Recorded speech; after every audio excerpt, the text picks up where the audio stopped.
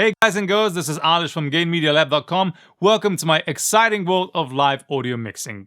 In this episode, let's talk about snare bottom microphone placement, how it will affect your drum mix and your snare sound. I will talk about my mental process for placing that bottom snare mic, and I will give you audio examples how different placements can actually sound really differently when placed underneath that snare. But first, if you're new to this channel, welcome. Please consider subscribing and hitting that notification bell so that you don't miss any of the audio goodness coming your way. With all of that said and done, let's just start the show. Let's go.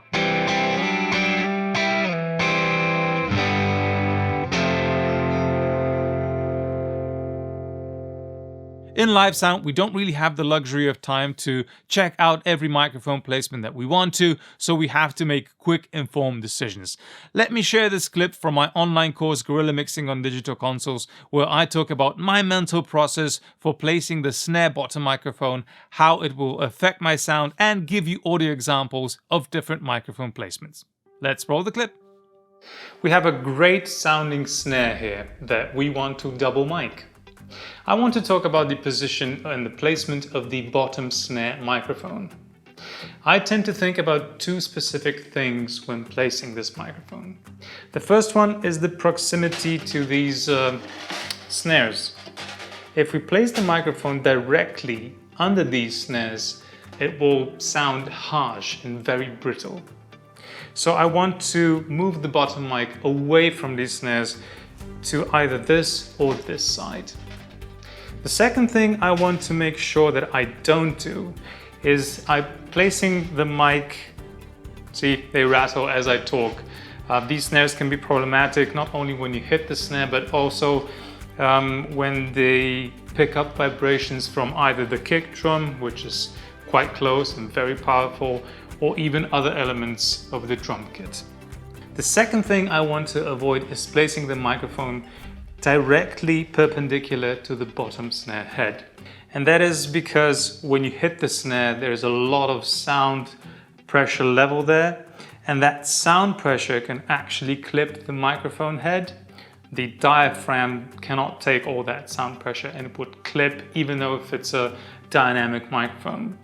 So in order to avoid all these issues, I tend to place the bottom snare mic away from the snares and towards the outer rim, matching the angle of the top snare mic and placing it sort of at an angle so it's not perpendicular to the bottom snare head. Let's see how that looks.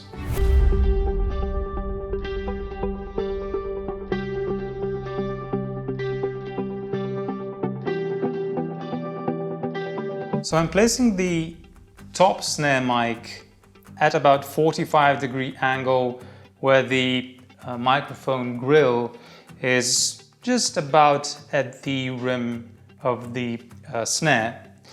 And the bottom microphone is going to be placed in a similar fashion. So I'm looking at the outer rim of the snare, matching the angle. There we go. And I'm checking to see if it's away from the snares. Yeah, it's basically the maximum distance away from the snares that we can get it. So we'll listen to a few examples. I will keep the top microphone untouched and we will first listen to the top mic on its own, and then we'll start adding the bottom mic. First we will place it right underneath the snares perpendicularly to the head, then we'll place it perpendicularly but away from the snares, and then we'll place it at an angle like I suggested to see if there's a tonal difference and what that does to the sound of your snare.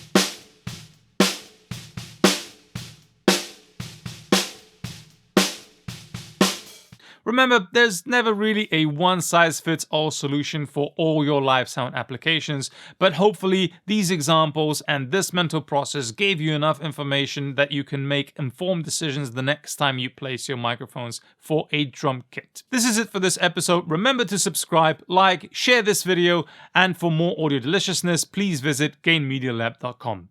Until next time, take care, mix great shows. Bye.